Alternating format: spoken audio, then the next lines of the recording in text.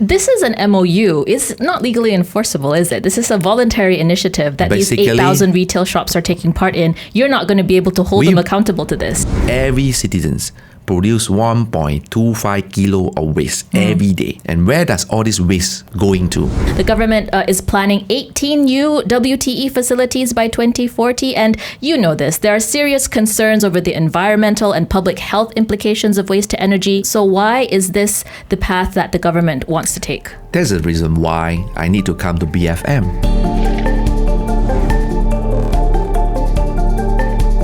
Good morning. You're listening to The Breakfast Grille. I'm Shazana Mokhtar.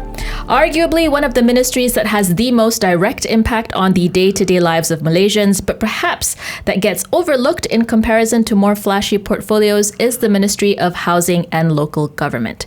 For a better understanding of the policies that this ministry is spearheading and how it's impacting the lives of everyday Malaysians, we have in studio today Minister of Housing and Local Government, Kor Ming. He's also the Member of Parliament for Teluk Intan and the Perak DAP State Chairman.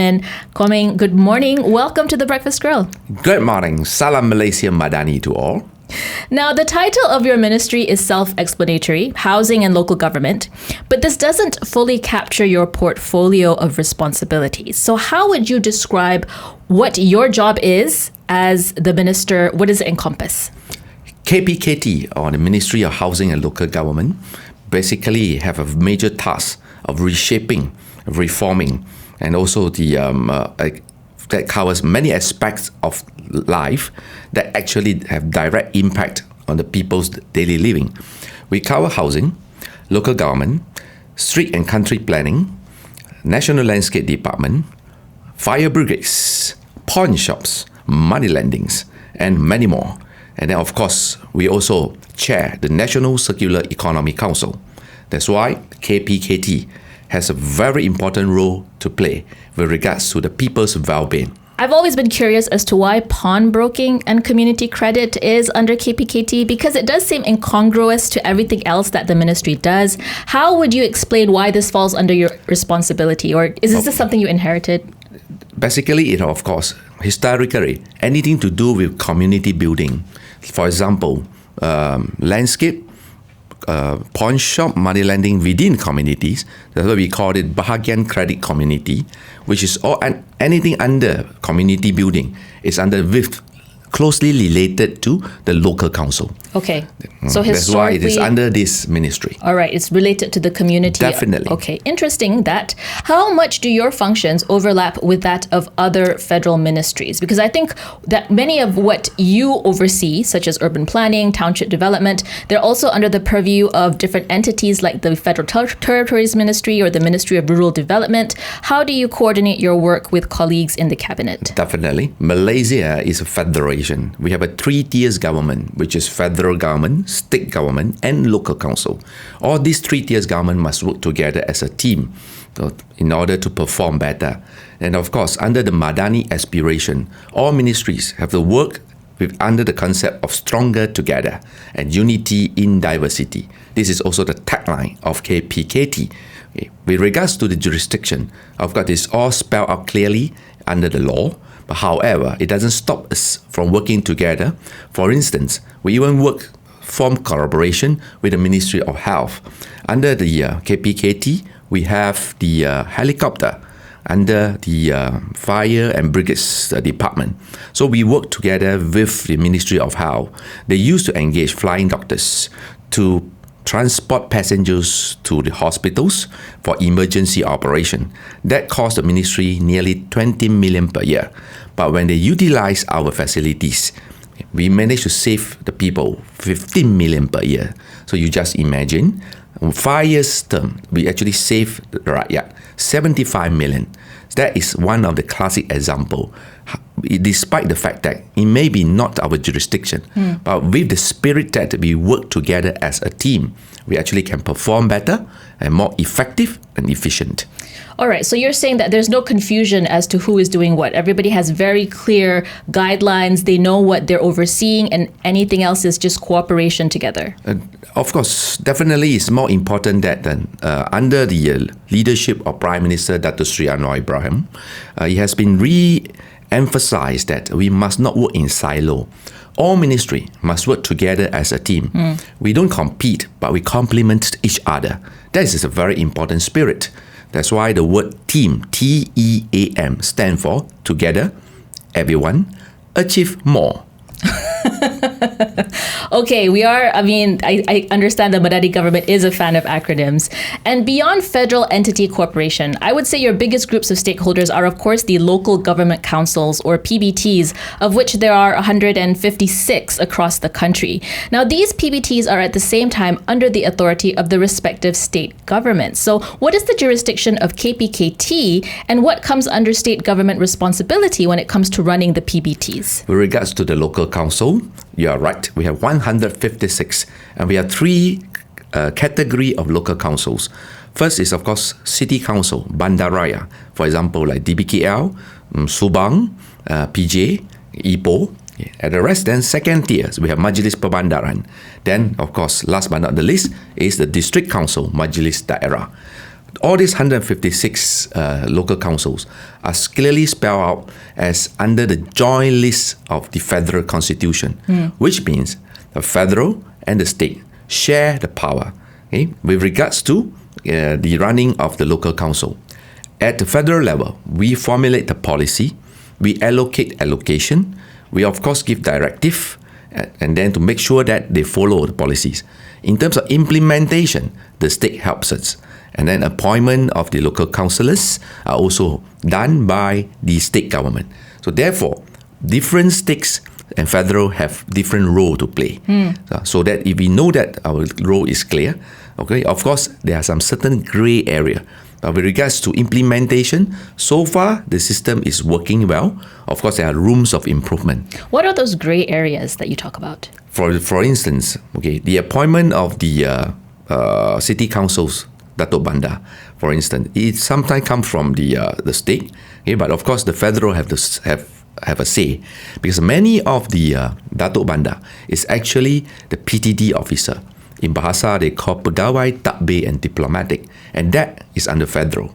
Okay, but they serve at the state. Okay, so there's overlapping, not jurisdictions, but just overlapping functions and overlapping powers that you have. Now, next year, you're introducing a traffic light grading system to evaluate the performance of PBTs and also tie that to the amount of federal funding that they receive. How does that differ from the present system of evaluation and funding? Are PBTs not held accountable to KPIs at present? KPKT was selected as one of the best performing ministry last year by the Prime Minister Department. We were categorized as the ministry with the platinum status. In line with the new culture, I am committed to build this ministry to be the performance-based or merit-based ministry. Everything ties up with KPI. Of course, this has also need to be translated into the local council level. There's a reason why, with effect from 1st of January 2025, we plan to introduce traffic light system. That means that if it is red, that we will reduce or cut the allocation because some of the PBT which is failed to perform. When it is yellow, ministry will review their allocation, whether to increase or to decrease. When it is green, mean that they are performing very well, we will definitely increase their allocation and give more incentive for them to continue to perform. At the same time, we have also introduced the Oscar Award of KPKT, whereby some of the best performing mayors and YDP will be rewarded. For instance, last year, we break the record of JPA history. Best performing officers are sent to Oxford University to attend leadership program. And when they come back, they will be asked to share what they have learned in Oxford. This is a new breakthrough. So this year, we have just sent 6 excellent officers to pursue the leadership program at the National University of Singapore, NUS, Lee Kuan Yew Public Policy School. This allowed them to have the room to grow and to also, of course, the international exposure.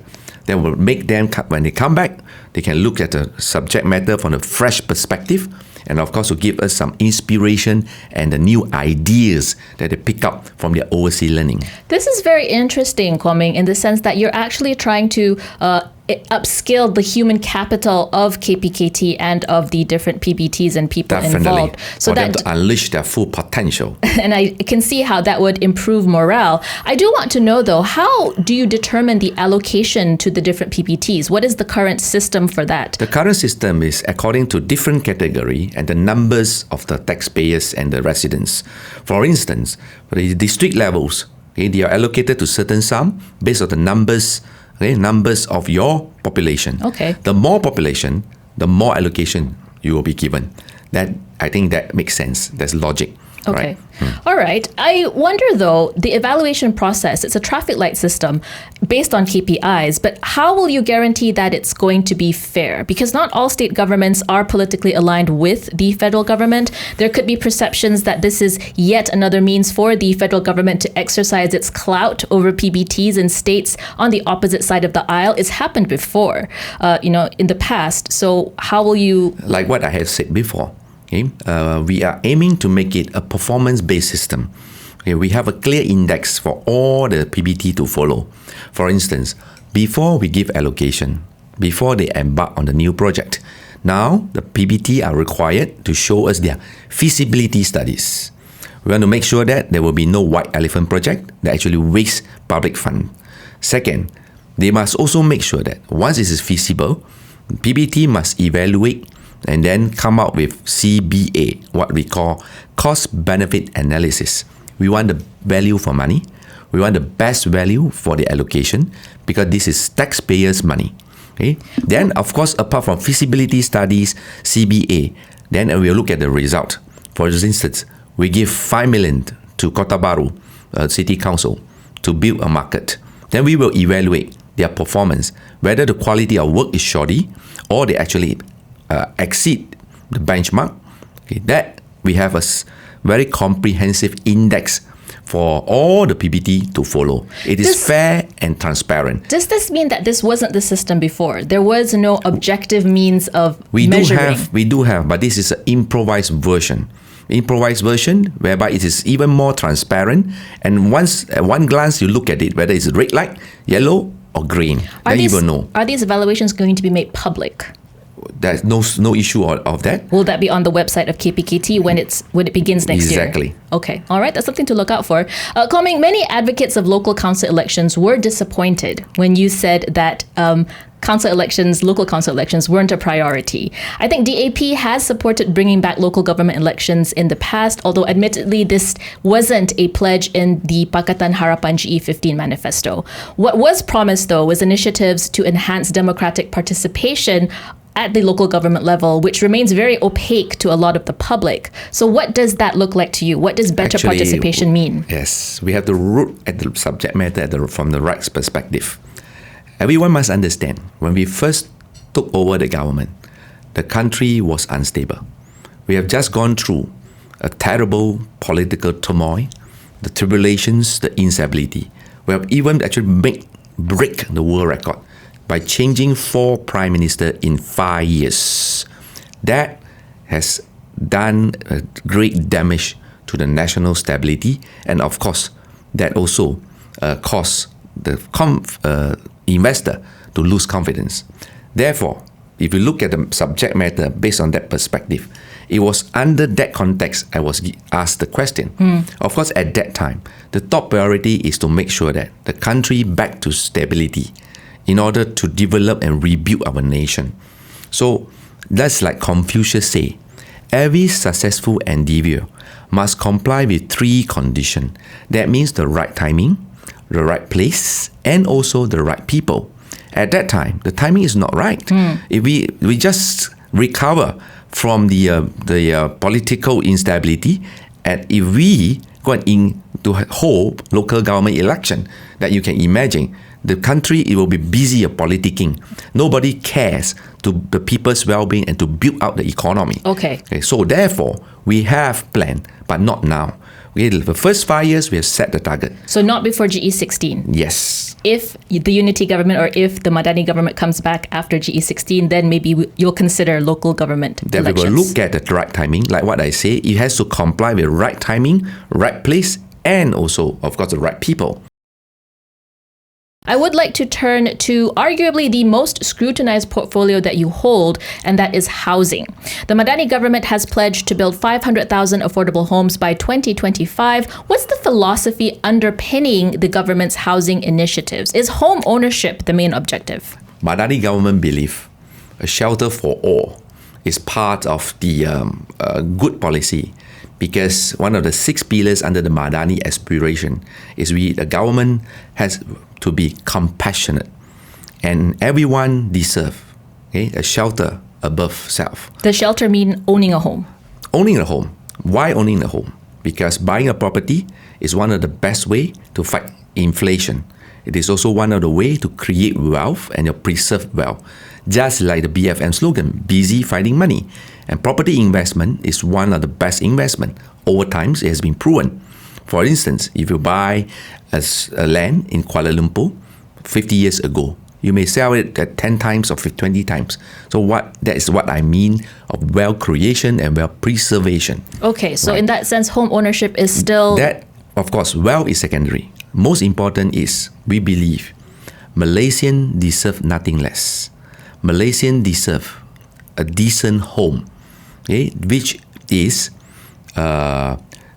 comply with certain qualities like affordability, accessibility, sustainability, decent community, and connectivity. Right? Okay, so that's the principles that are underpinning the kinds of houses that you want to provide. I would say that home ownership for everyone is going to be a tall task, just given the shortages in the sector, and maybe we'll dive into that. For me, at least, there is some confusion between policies meant to encourage the development of affordable housing and that affordable housing by and for the private market versus social and public housing that is funded by the government through taxpayer money. So how do we distinguish the two? Because every government announced initiative about housing seems to have the Madani label, and funds could come from either public or private. Right. So how do we distinguish that? Under the 12 Malaysian plan, the government has a very clear vision, that is to offer 500,000 units of affordable housing. So far, we are glad to inform you, we have achieved 69.3%. That we take a whole nation approach. You cannot depend on the government alone. We work together closely with the private sector, and we impose condition on the private housing developers to also build good quality but affordable home. So there's a reason why, as at to this morning, we have 364,000 units of affordable homes being offered to the market. That has been taken up? Many of this has been taken up. Ever since that we took over, the overhang properties has dropped from 33,000 to 23,000. And I am confident the number is going to reduce again. For instance, this year, Malaysian property market has started to see a very strong momentum. In January, KPKT set the target to achieve 100 billion sales of properties this year. Fortunately, we are happy to see that. We are delightful to see that the momentum is so strong that we have achieved our KPIs for the first 6 months. Okay, we have achieved 100.5 billion sales in the first 6 months instead of waiting until December. Therefore, we are confident to see this year Malaysian property sales will achieve at least 150 billion. Okay, maybe a new record is in the setting. This is a very good sign because real estate sector is related to 200 industries: banking, legal firm, contractor, supplier, furnitures, whatever, in home design. So when the property sales are good, that we can see that many related industries will be given job opportunities and their income will be increased. So of course, these are one of the vision. We believe that property market is going to be stable and strong for the next 2 years because we have just gone through the low cycle of the property development in the past 10 years. There's a reason why when we come in, we have always engage the private sector. We discuss with the Home Buyer Association, we discuss with Radar, and also the many academicians, so that we can formulate a policy that is stable, strong, and healthy. All right. So from your explanation, at least in terms of the private sector market for housing and for affordable housing, more importantly, you say that it's going in the right direction.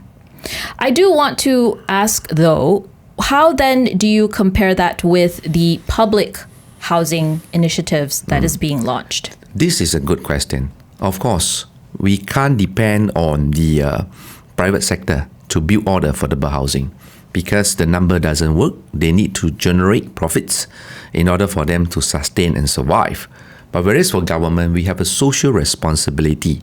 Therefore, under the Madani government, I'm very thankful to Dato Sri Anwar Ibrahim, who has agreed to allocate nearly 1 billion annual budget for the ministry to carry out our social housing program. This 1 billion for 5 years? No, 1 year. Okay, 1 year.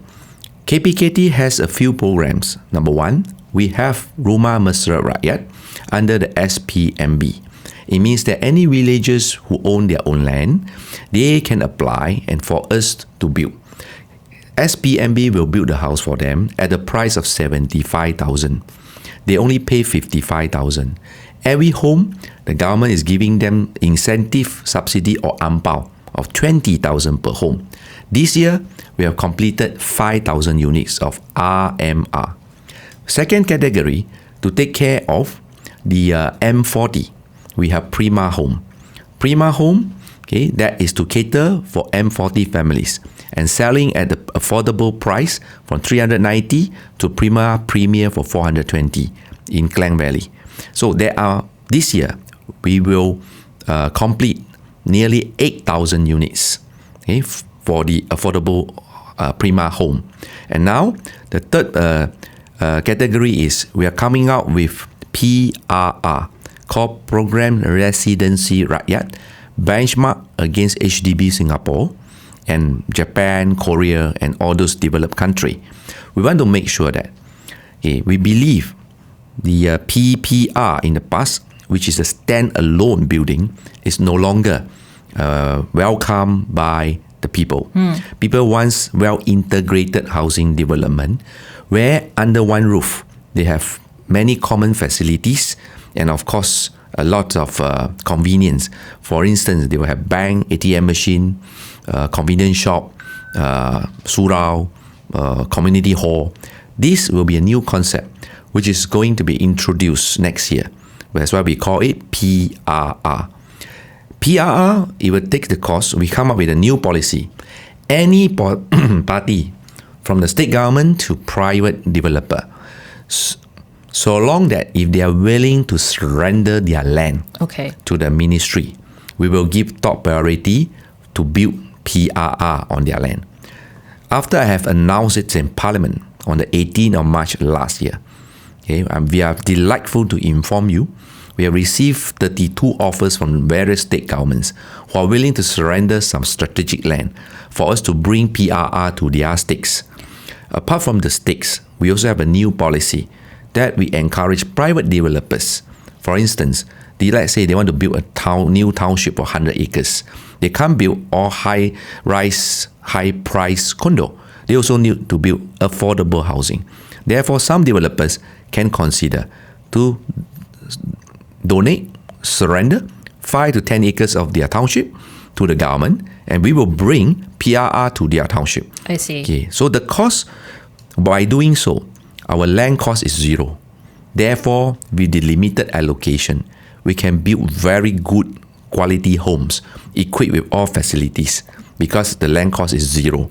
I suppose you're also assessing the land that's being provided for the principles that you mentioned, the connectivity, the location, and all of that sort before you agree. So these PRRs aren't going to be in the backwoods of a particular state, for example. Definitely. We have a SOP.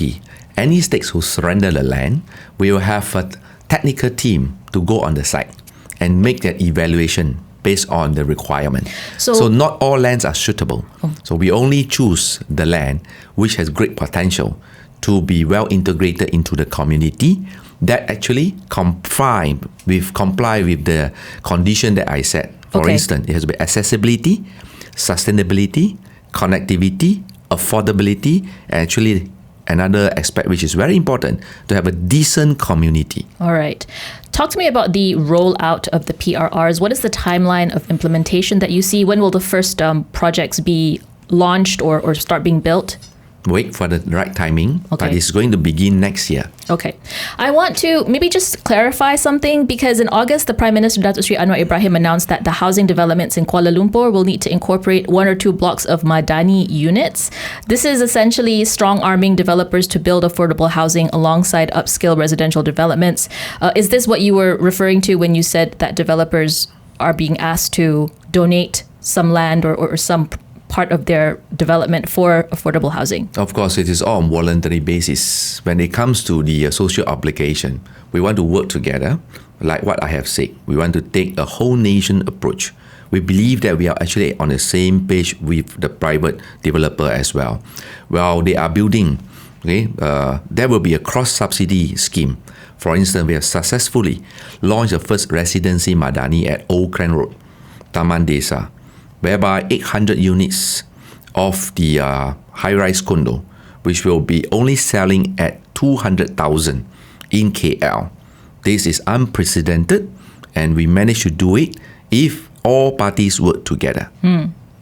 Can I ask, one of the proposals being tabled for Budget 2025 is the Madani deposit, which will provide a maximum value of 30,000 ringgit to first-time homebuyers, with conditions, of course, to assist in monthly payments for the B40 and M40. Now, the policy no doubt has its supporters, but some would argue that financing initiatives like this don't address the actual structural problems of housing affordability and only serve to normalize high home prices. That is not true. In fact, deposit Madani is something which is very much welcome by the young people, especially the young graduates who is going to get married.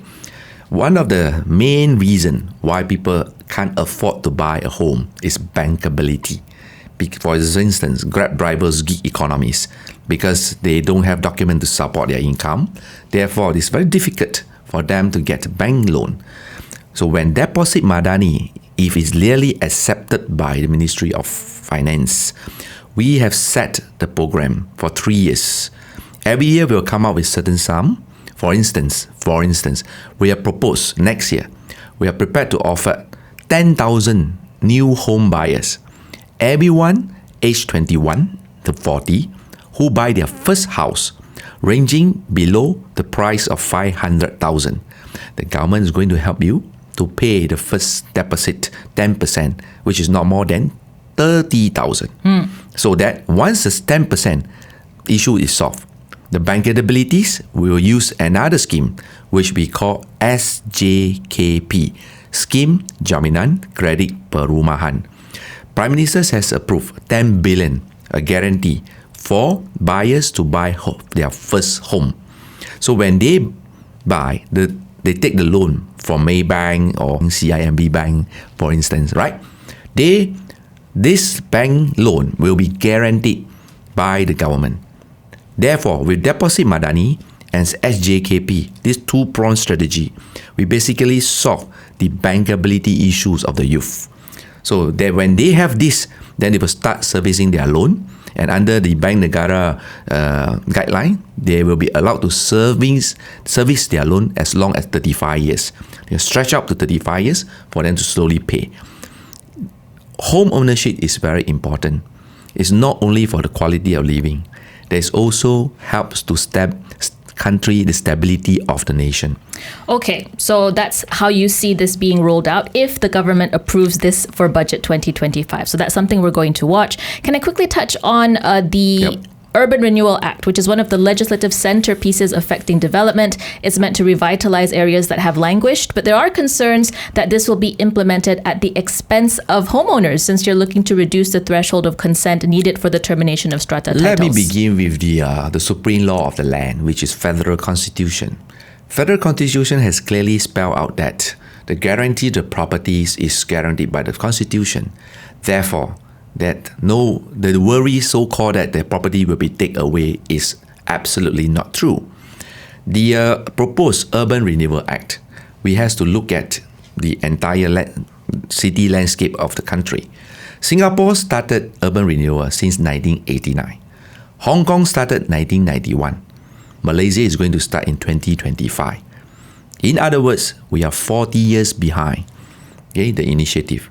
Everyone knows a human being has their lifespan. So it also goes to the building. Average lifespan of a building is 70 years. In 3 years down the road, this country, our beloved nation, we will celebrate our 70th Independence Day. That means that many pre-Merdeka building is already over their lifespan. Okay. So long that if we don't do urban renewal, many people actually thought that we would just simply demolish and do. In fact, it's not true. Under the ministry's proposed Urban Renewal Act, we have 4 aspects: urban renewal, urban redevelopment, urban regeneration, and last but not the least, very important, urban reconservation. It means that for those building with heritage value, we will preserve it and give a new birth to the building. So that is very important. All right. Let me assure all the residents that under the proposed new law, they will not get what is less favorable of what they are getting today. Okay, that is the promise that you're giving to these homeowners. It will be spelled out in the Act. And the Act you mentioned you mean to table it before the end of the year. Is that still on track? And is there enough consultation to get buy-in from all the groups involved? In fact, we have started this effort more than two years ago. We have at least 78 sessions of engagement with various quarters and the parties, stakeholders involved. So far, the Cabinet has approved in principle, and the National Local Government Council, MMKT, has also given their approval last month. So we are now at the final stage to prepare for the draft. The draft is with AG Chambers, and I am aiming to table the Urban Renewal Act in 2025. Okay, so next year's parliamentary session. Okay, we'll be keeping an eye on that. Let's turn to the issue of circular economy, because in August you launched the Circular Economy Blueprint for Solid Waste that spans the decade from 2025 to 2035. So there have been many previous blueprints seeking to address waste management and cleanliness with arguably marginal impact. So what's new or innovative about the CEB that would make a difference in creating the circular economy in Malaysia? Yes, ever since Madani government come into office, we know that circular economy is so crucial for sustainable development to replace linear economy. Waste generation is worrying. We are expecting to see that Malaysia will produce 14.5 million metric tons of rubbish in 2025. Means that every citizen produce 1.25 kilo of waste every day. And where does all this waste going to? Traditional landfill is no longer practical because of the various environmental issues, right? So therefore, circular economy is important. Ever since I was given the task to lead this ministry, we have get the cabinet approval to set up NCEC. It's a National Circular Economy Council, whereby all parties are all assembled, just the assemble of the Avengers or under one roof.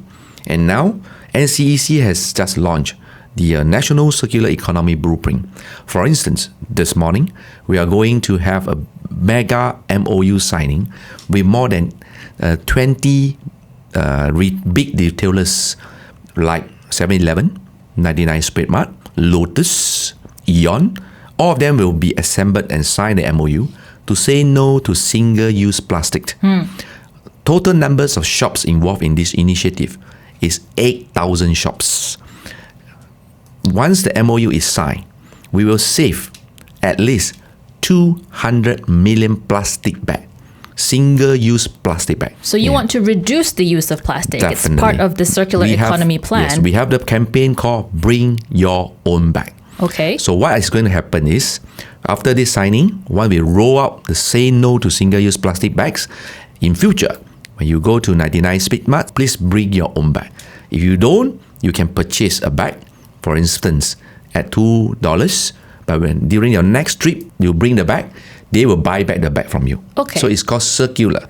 This is an MOU. It's not legally enforceable, is it? This is a voluntary initiative that Basically, these 8,000 retail shops are taking part in. You're not going to be able to hold them accountable to this. Definitely, we will hold them accountable because apart from MOU, all the retailers must have a business license issued by local council. Okay. So any parties who fail to respect or comply with the government policy, the local council has a right to revoke their license. So you'll be doing inspections on these retailers to see whether they keep to their pledge. We have confidence because these retailers are our stakeholders and our strategic partners. I'm very grateful for the tremendous well reception and cooperation display by all these retailers because they also agree with us. They have a social responsibility. Like the saying goes, we do not own the earth. Okay. We only borrow it from our children. All right. Retailers are a good start, and I think that's a good initiative. But there are other stakeholders in this very big economy that produce waste. How are you dealing with them, particularly those from industries or manufacturing? Are there going to be measures that also hold them to account to reduce the waste that they produce? The great philosopher Lao Tzu once said, 1,000 miles journey begin with a single step, right? So today it marks a new milestone. After we start with the retail sector first. Why retail? Because retail is a front line. The frontliners, the consumers, the first place they go. Every morning they wake up, the first place they go to buy retail, to buy their groceries. We start with this first.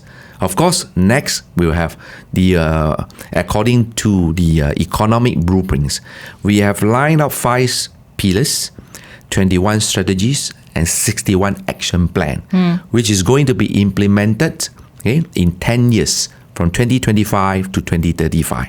And all of this has been covered by the circular economy blueprint. Okay, I do want to touch on one of the more controversial waste management initiatives that the government is pushing through, and that's the incorporation of waste-to-energy plants in the ecosystem. The government is planning 18 new WTE facilities by 2040, and you know this. There are serious concerns over the environmental and public health implications of waste-to-energy. They're essentially incinerators, and the claims that these plants are green is also deemed as misleading. So why is this the path that the government wants to take? There's a reason why I need to come to BFM to explain and inform the public and giving public the true information.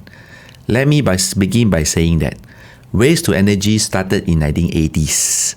Of course, it has gone through a lot of trial and error in the past. Malaysia has not started yet. We are actually 40 years behind.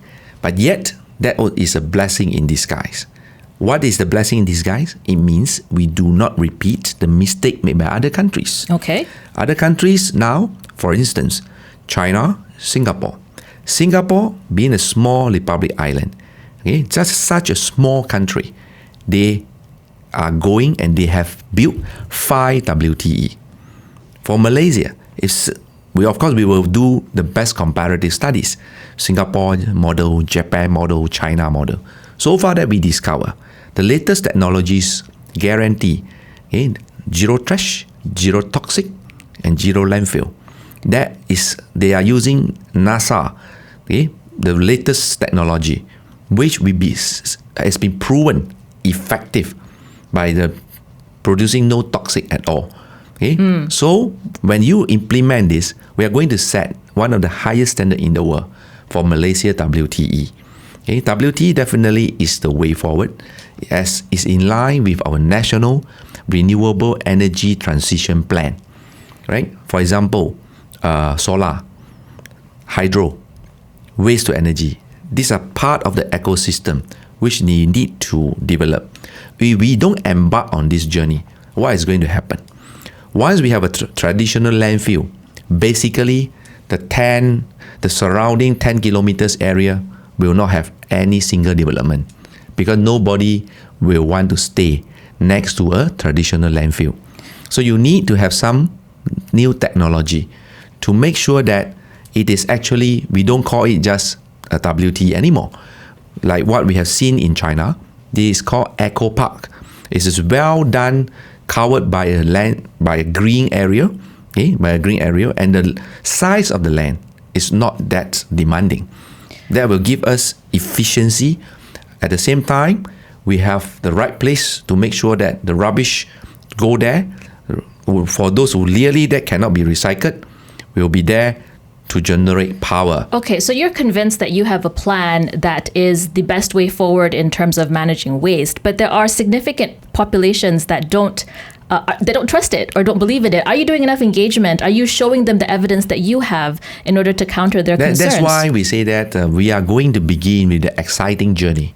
Of course, we believe that public awareness, education, information, communication, it's an ongoing effort. And we have the plan. And we are going to do it, okay, before we launch the first WTE in the years to come. All right, Kor Ming, thank you so much for taking the time. I wish we had more time. There's so many issues that I haven't been able to cover, Correct. But I know that you're on a tight schedule. Thank you so much for speaking with me today. Great. Thank you very much, everyone. I've been speaking to Kor Ming, Minister of Housing and Local Government. This has been The Breakfast Grille on BFM 89.9.